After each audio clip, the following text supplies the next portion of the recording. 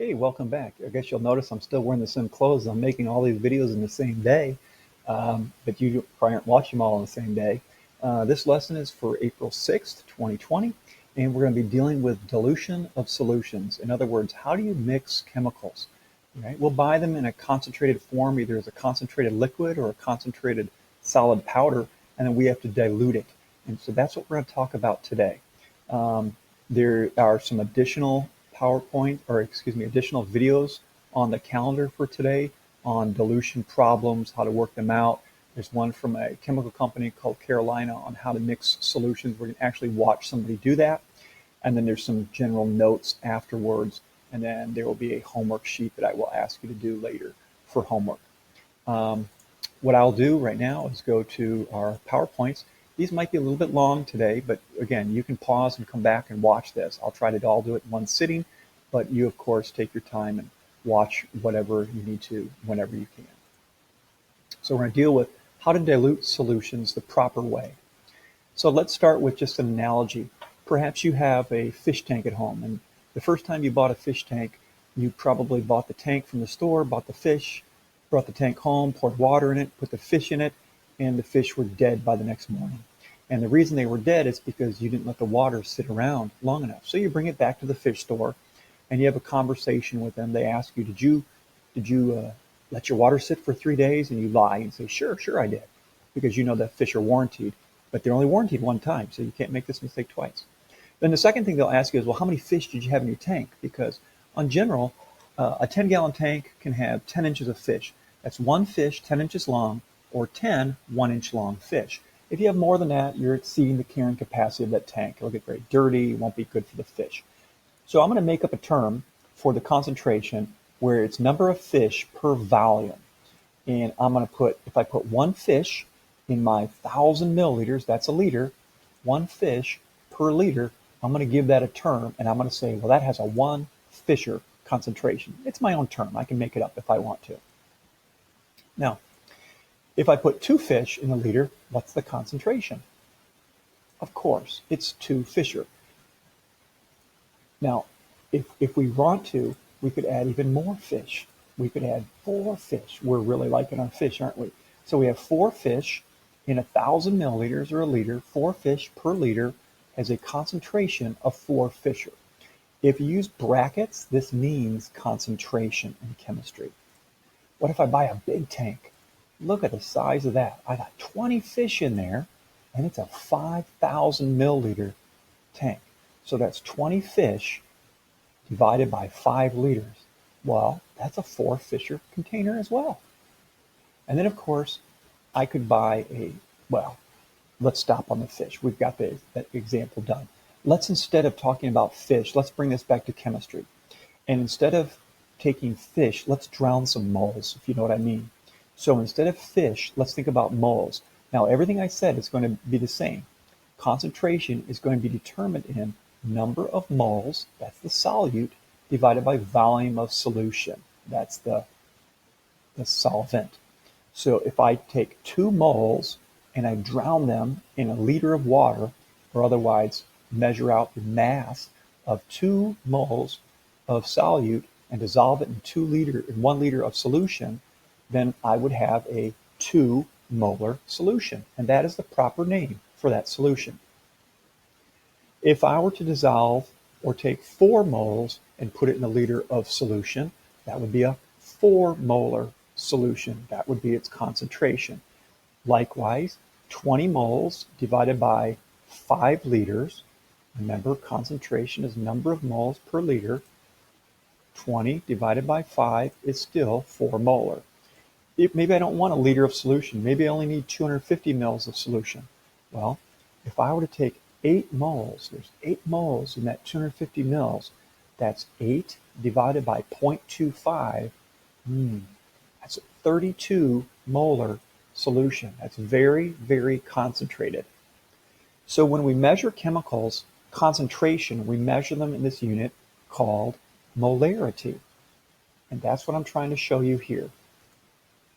Now, sometimes what we'll do is we will buy a very concentrated solution where it's already been saturated with the solute, the material we're interested in, and then we'll add that concentrate into our water to dilute it. So we took a concentrate and added some of it into water to dilute it. The concentrate is called the stock solution. And we'll talk more about how we do that calculation and what order we add things. So concentration is a measure of solute to solvent ratio. Perhaps as a child you had orange juice.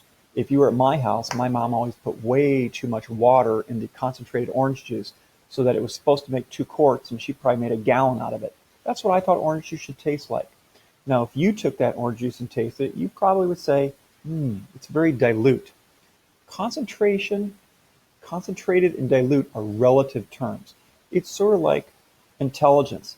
If someone says, boy, that person's really smart, for a 2-year-old, that's very different than the person's really smart for a college graduate with a specific major. So concentration is relative, but we can quantify it using a term such as molarity. So concentrated and dilute are relative. Concentrated means lots of solute as compared to something that's more dilute. You could make Kool-Aid, and you could take 1 spoonful of Kool-Aid mix and put it in a glass of water, or 3 spoonfuls of Kool-Aid mix and put it in a glass of water. Obviously, the one with 3 spoonfuls would be more concentrated. Another term for dilute, you might say, well, this tastes kind of watery. Okay. Some things you can do. Let's say you grow your own tomatoes and you don't want to can them, you want to freeze them. That takes a lot of volume to put in there. So you put the tomatoes, grind them up, put them on your stove, and you'll start to boil them. And you'll drive water off of the tomatoes, leaving the essence of the tomato paste behind. So you could boil off the water to concentrate those. And then when you want to cook with them, you could add back water to dilute them again. If we're making a dilute solution, you can imagine here we have a concentrated stock solution. Each one of those little dots represents, let's say, a mole of solute. So there's a lot of solute in that little volume. So I'm going to take out a small amount of moles of that sample, and I'm going to add that small amount of moles to water. And by doing that, now there's the same amount of moles of solute, but much greater volume of solution. I've made a diluted solution.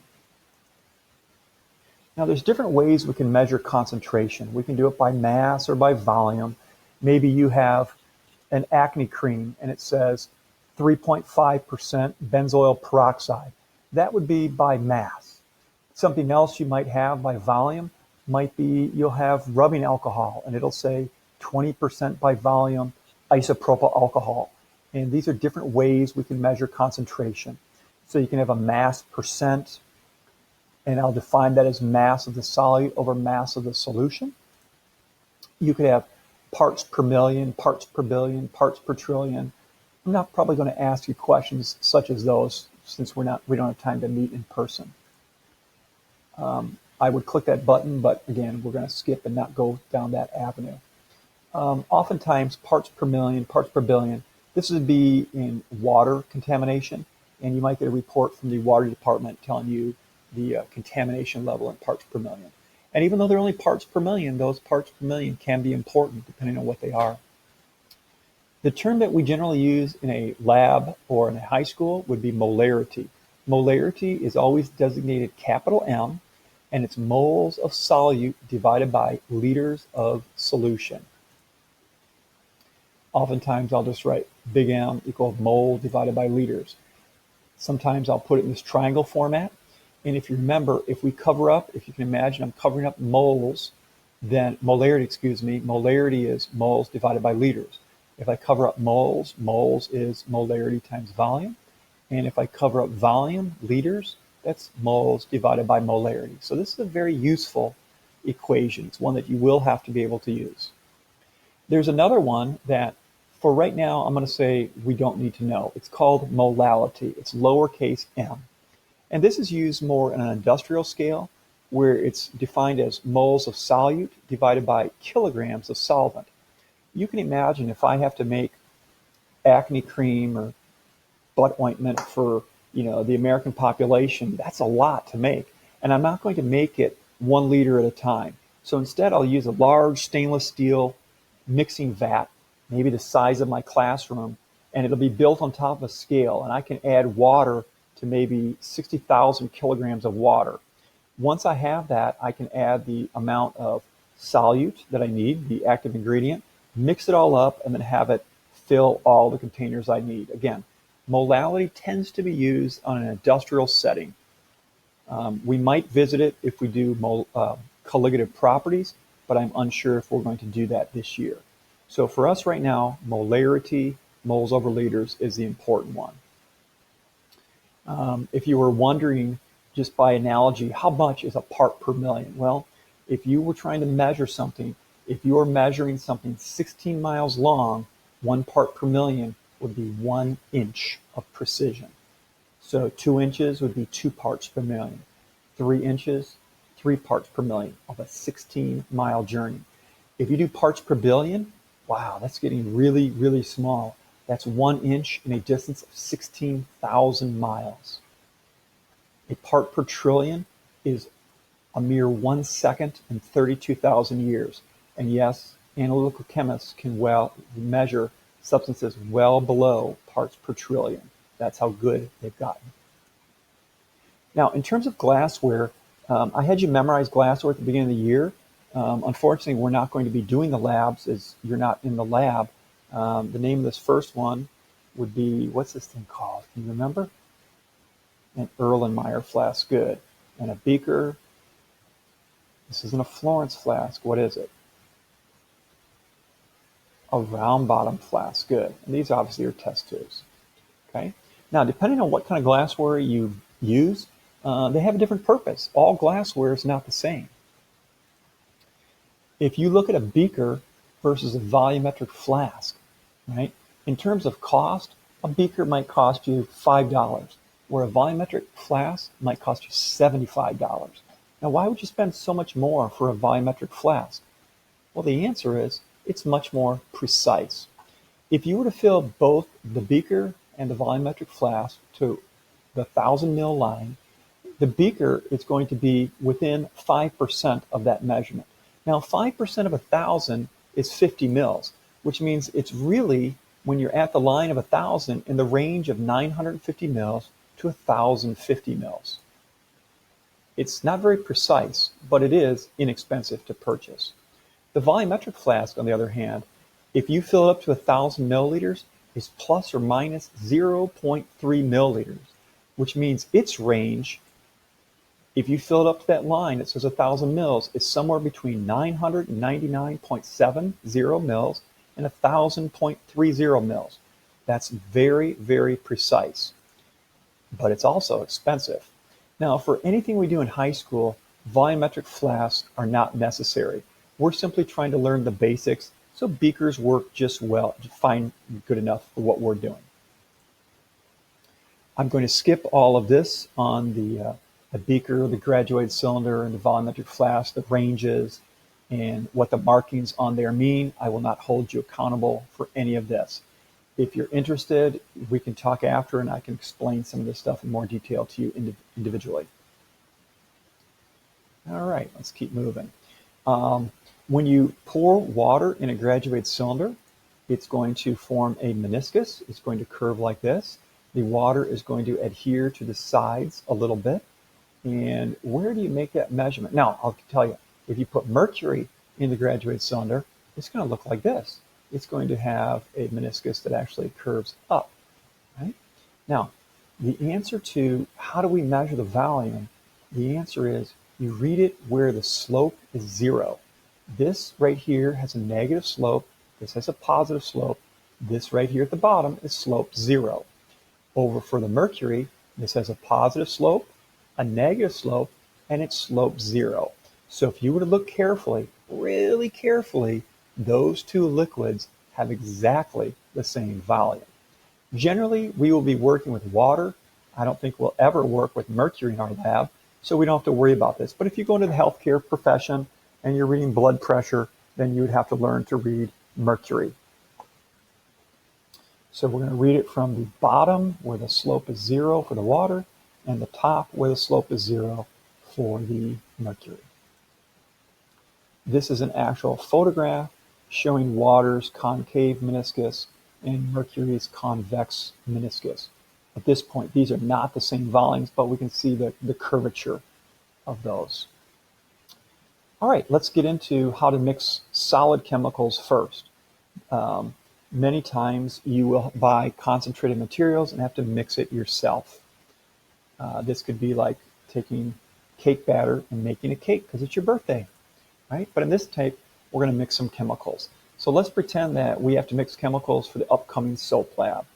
So when we look at the procedure, it says we'll need 1,000 mils of 3 molar sodium hydroxide per class.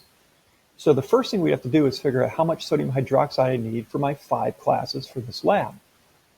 So I remember the formula, molarity is moles over liters. I know molarity is 3, I can substitute that in.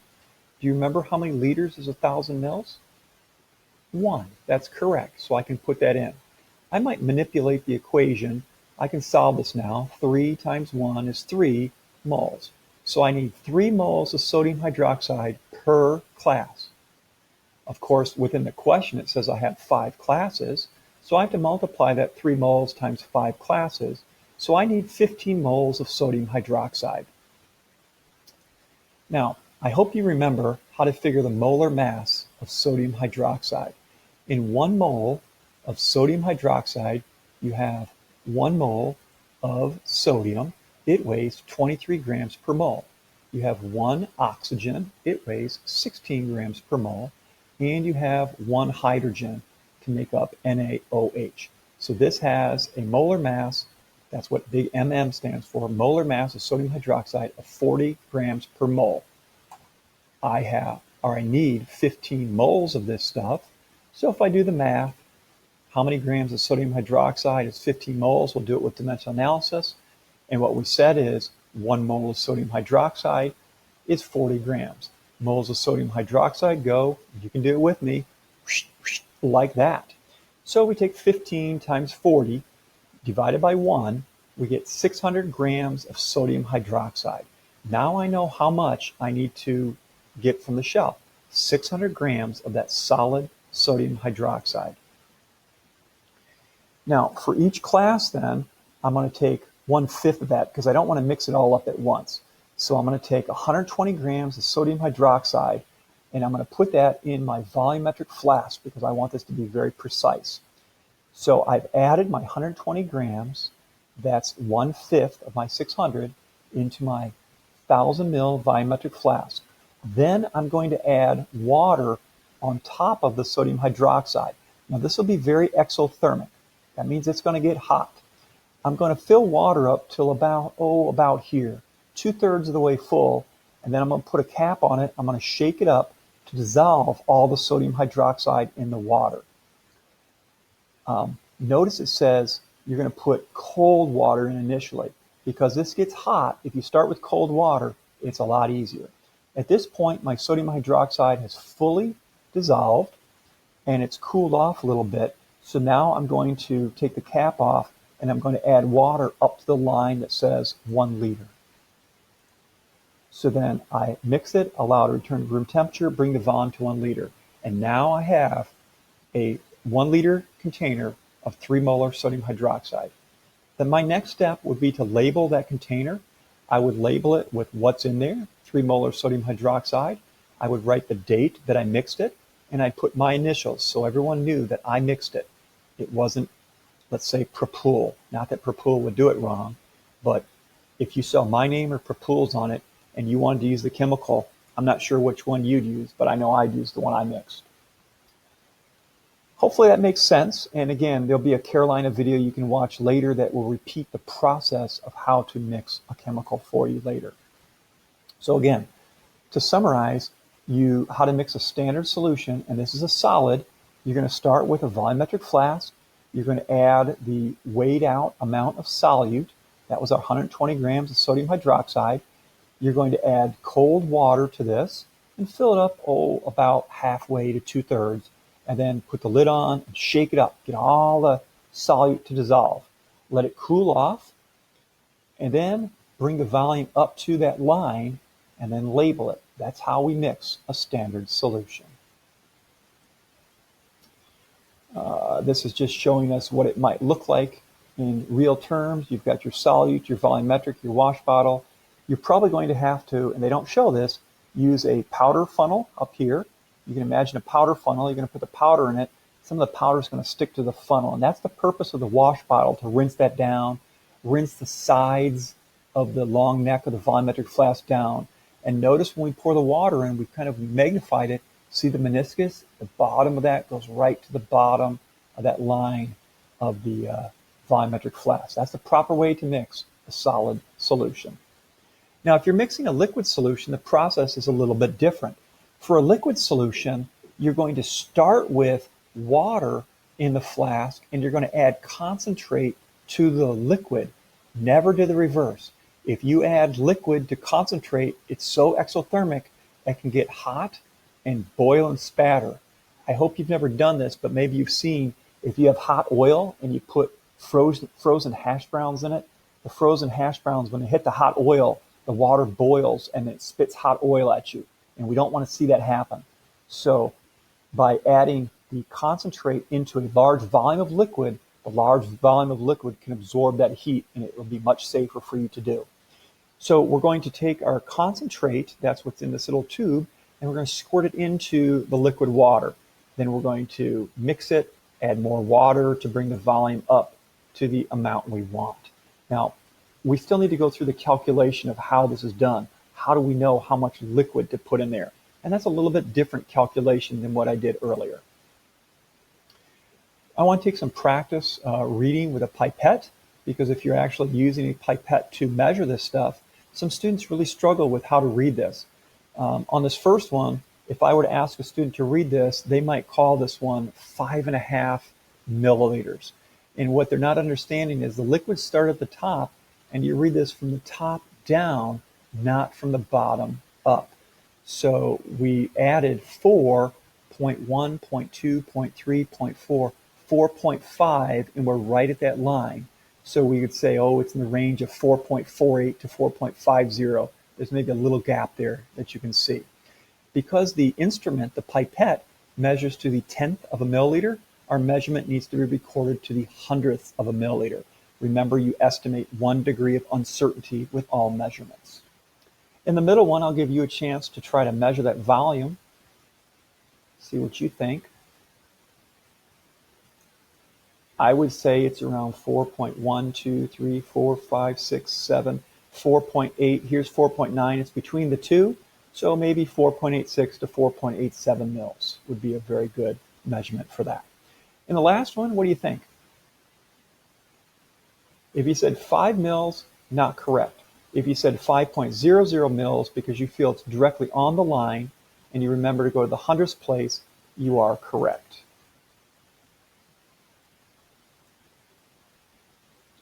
Okay, this next sheet is showing us a little guide on how we dilute solutions. It's one I made up for my colleagues, so if we have these different chemicals, they can figure out how to dilute it.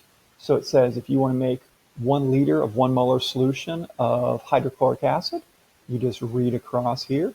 You're going to add 82.5 milliliters of concentrated acetic acid and bring the volume up to 1 liter, and you'll have a 1 molar solution. If you want a 2 molar solution, you simply double that amount, and so on. The formula we use is on the bottom of this page. It says molarity of the concentrate times volume of the concentrate is equal to my molarity of dilute times volume of dilute. So we're going to go through some of these calculations. So when we dilute something, we're always going to start with the concentrate. And we buy these in a concentrated form. It's less expensive to ship. It takes up much less space for us on our shelves. And then we can dilute it to whatever concentration we want. Now remember, as I mentioned before, when diluting acids, you always must add acid to base, but don't add water directly to concentrated acid, or that can spatter on you. So the dilution equation we're going to use is as follows. molarity of the concentrate times volume of the concentrate equals molarity of the dilute times volume of the dilute. So C refers to concentrate, D for dilute. Sometimes I'll simply substitute M1V1 equal M2V2. So let's look at this problem here. It says concentrated phosphoric acid, that's what the H3PO4, is 14.8 molar. What volume of concentrate is required to make 25 liters of half molar phosphoric acid? So this would be a typical question that I might ask you. So if we just plug in some information here, we can see that the concentrated acid is 14.8 molar. So I've substituted that in for M sub C. We want to know what volume of concentrate is required. So I leave that an unknown. I can leave it as V sub C or just make that an X for the unknown. We're trying to make a half molar phosphoric acid solution. So the half molar is the volume of the dilute, and the concentration, the volume we need is 25 liters. So we put that in. So we take 0.5 times 25 divided by 14.8, and we find out that the volume of the concentrated phosphoric acid we need is 0.845 liters, or 845 milliliters of concentrated acid. So now we know how much concentrated acid we need. So how would we go about making that? Well, we'd start with a very large volumetric flask, a 25-liter flask. I don't even know if they make them that large, but that's what we need. And then we're going to fill it up with, maybe 15 or 20 mils of cold water. And then we're going to carefully and slowly add our 845 milliliters of concentrated acid to the 20 liters of water. Let that dissolve. It'll generate a little bit of heat, and then bring the total volume up to 25 liters. At that point, we've prepared now 25 liters of a half molar phosphoric acid solution. So to review, how would you mix that? You would first measure out your 0.845 liters of concentrated acid. That's 845 milliliters. You would then find a very large container to mix this in and start with, approximately 20 liters of cold water. Then slowly, while in a fume hood, wearing safety glasses, pour in your concentrated, that's what the brackets around the H3PO4 mean, the concentrated phosphoric acid into the cold water. Let it dissolve, and then finally bring the volume up to the 25-liter mark, and you will have your solution. Now, the one thing we didn't mention is it's very important to label what's in the container. So you want to label this as what the concentration is, the date it was made, and who made it. Don't use a piece of tape and put it on the container. Tape tends to fall off. Instead, use a pencil and write right on the white printed part that's on the beaker. That's the best way where the label will not fall off. All right, I've got a couple more problems we can look at and practice here. So let's try these questions here. It says you have 75 mils of concentrated hydrofluoric acid and have given you the concentration of hydrofluoric acid. It's 28.9 molar. So it says you need 15 liters of 0.1 molar HF. Do you have enough to do the experiment? There's a few ways we could solve this problem. Let's see what we think. One thing we could do is start with the equation MCVC equal MDVD. Now, what we know is the volume and the concentration of the dilute. So we know both the molarity of the dilute, 0.1 molar, and the volume of the dilute, 15 liters. And we know the volume of the concentrate. Now, of course, we have to convert 75 mils into liters to put that in for VC, and then we're going to have to figure out what MC is. I'm going to say that again. We know molarity of the concentrate is 28.9, and we know the molarity of the dilute, the volume. Let's solve for volume of the concentrate. And if our amount is greater than that, we have enough. If it's less, we don't have enough. So I could do this. I could simply put in my 0.075 liters, 75 mils times the volume, and on the other side, molarity and volume, and see if these are equal. Well, it turns out when you do this, remember molarity times volume is moles. I have 2.1675 moles. On this side, I need 1.5 moles. So do I have enough? Well, the fact that I have more moles than I need says yes, I do have enough. So we're okay, and we can mix that solution up. All right, we've been doing a lot of work. We need some humor here. What the heck is that? Well, that's 1 mole in a solution. That's actually a mole drowning in solution. And maybe a better way to say that is, what's 1 mole in a solution? That's a 1 molar solution. Here's another one. What do you call a tooth in a glass of water? A 1 molar solution. I know that's gross, but we need the humor. All right, let's keep talking about dilution. So when you dilute chemicals, you're trying to make them a concentration that you want, and you're using the concentrated form of it and adding water. Now, be careful with this. You're really adding concentrate to water, not water to the concentrate. The number of moles remains the same. You're simply adding the amount of solvent or water to increase. And so this is our equation that we're going to use. Molarity times volume of the concentrate equal molarity and volume times the dilute. Let's try a couple more questions, and then we'll probably call it quits for today. So it says, what volume of 15.8 molar nitric acid is required to make 250 mils of a 6 molar solution? One thing that would be nice is to write down the given information. So I've said that my molarity of 1 is 15.8. Is that the concentrated or the dilute? You're right, it's the concentrated because the other is a 6. So do I know V1? No, that's my unknown. So I'm going to label that V1. Do I know M2? Yes, 6 molar. And do I know V2? Yes, 250 milliliters. Now, if you leave V2 in units of milliliters, V1 will come out in units of milliliters. If you want to convert this to 0.25 liters, V1 will come out the unit liters. What equation am I going to use? Well, I'm going to use M1V1 equal M2V2. Now, if you've taken the time to write out the information, identified the variables, included units, and give me the equation, at that point, I'm okay with naked numbers. You can just put the numbers in. I'm going to go ahead and put my units in. So I've got 6 times 250 divided by 15.8. So my volume is 95 milliliters of the 15.8 molar nitric acid is what is required to make 250 mils of a 6 molar solution. Hope this is all making sense to you. We could do one last example here. And so let's see, it says, how would you prepare 500 mils of a 1.54 molar NaCl solution? I would ask you to maybe hit the pause in the video right now, try to work it out on your own sheet of paper first, and then come back and hit play and see how we do it. Hey, I hope you got the right answer. Let's compare now.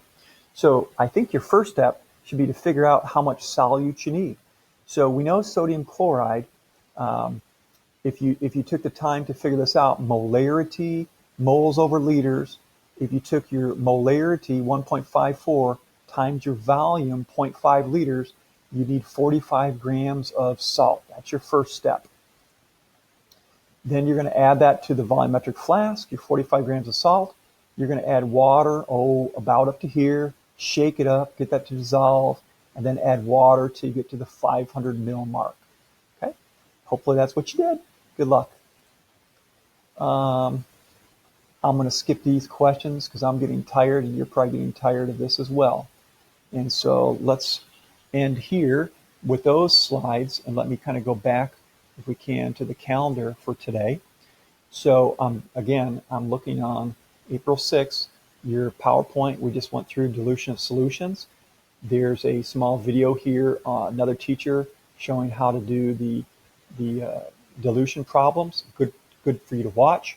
There's a preparation here where they're actually mixing chemicals, so you can see how that's done in real life. And then I've summarized a few things here, the definition of molarity, and we compared it to molality. We discussed the precision of a volumetric flask as compared to an Erlenmeyer flask. And there's an example of how you might mix a chemical with the steps you would use. There is a homework assignment. I don't know, it's hard for you to see. It's at the bottom of the page. It says dilution of solutions. and you can click that one. And I would ask that you go ahead and work on that solution sheet. You can see there's only 5 questions there for you to work on, and best of luck. All right, well, continue to work on these problems. Continue to send me the email. Keep trying hard. I'll do my best to give you quality instruction from my end. You just need to take the time to watch the videos and pay attention. Good luck. Take care.